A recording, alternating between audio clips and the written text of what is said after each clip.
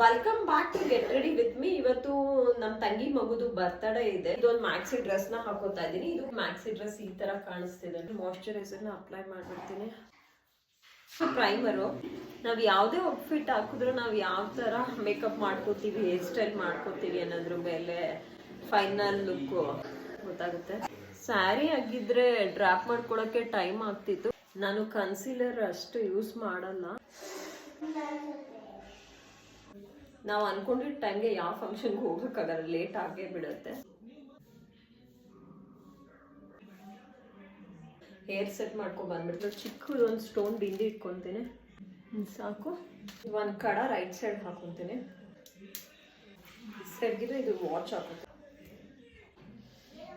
ಈ ತರ ರೆಡಿ ಆಗಿದ್ದೀನಿ. ಹೋಪ್ ನಿಮ್ಗೆ ವಿಡಿಯೋ ಇಷ್ಟ ಆಗಿದೆ. ಇಷ್ಟ ಆದ್ರೆ ದಯವಿಟ್ಟು ಸಪೋರ್ಟ್ ಮಾಡಿ. ಮತ್ತೆ ನಾನು ನಿಮ್ಗೆ ನೆಕ್ಸ್ಟ್ ವ್ಲಾಗಲ್ಲಿ ಸಿಗ್ತೀನಿ.